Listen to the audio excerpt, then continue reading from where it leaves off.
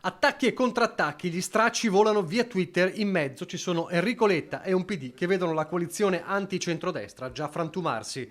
Ore febbrili e ribaltamenti di fronte perché dopo l'accordo con Azione in queste ore sembrava esserci una concreta possibilità che il duo Sinistra Italiana Europa Verde potesse essere della partita, ma Calenda ha fatto tremare il tavolo, definendoli partiti zattera e dicendo chiaramente non c'è posto per loro nella coalizione. Galeotte furono le dichiarazioni del leader di Sinistra Italiana Fratoianni. L'agenda Draghi non esiste, povero Calenda deve correre in cartoleria a comprarsene un'altra.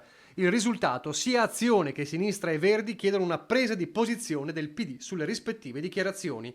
Dal coordinatore dei sindaci del PD, Matteo Ricci, un primo chiarimento.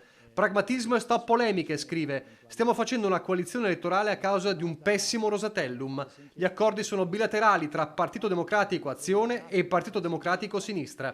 Il segretario PD Enrico Letta lavora per rendere gli accordi compatibili, ma nessuno ha mai pensato di fare un accordo Calenda-Fratoianni.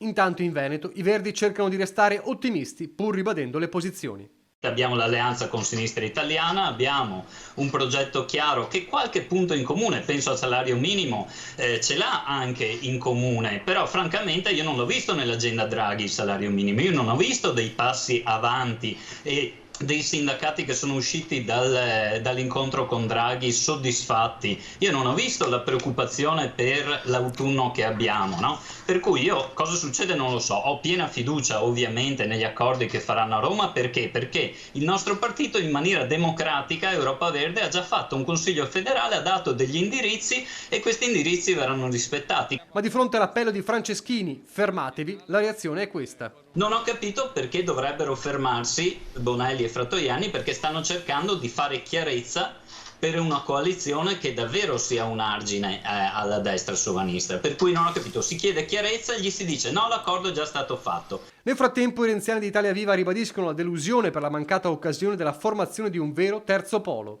Io credo che l'elettore quindi si trovi da un lato chi ha fatto cadere il governo Draghi, dall'altro una coalizione che nel caso dovesse vincere non sarà in grado di mettersi d'accordo su uno dei punti urgenti per il Paese. Io credo che purtroppo man mano che si confonde la situazione degli altri partiti, la situazione di Italia Viva sia piuttosto chiara. Dispiace davvero che Calenda abbia perso questa occasione. Italia Viva che rivendica il suo progetto definendo per bocca di Renzi teatrino il gioco delle alleanze di queste ore. Se il Partito Democratico avesse voluto costruire un fronte unitario contro la Meloni, avrebbe dovuto per esempio tenere dentro anche il Movimento 5 Stelle di Conte. Quindi il fronte non esiste perché già c'è il Movimento 5 Stelle che corre da solo.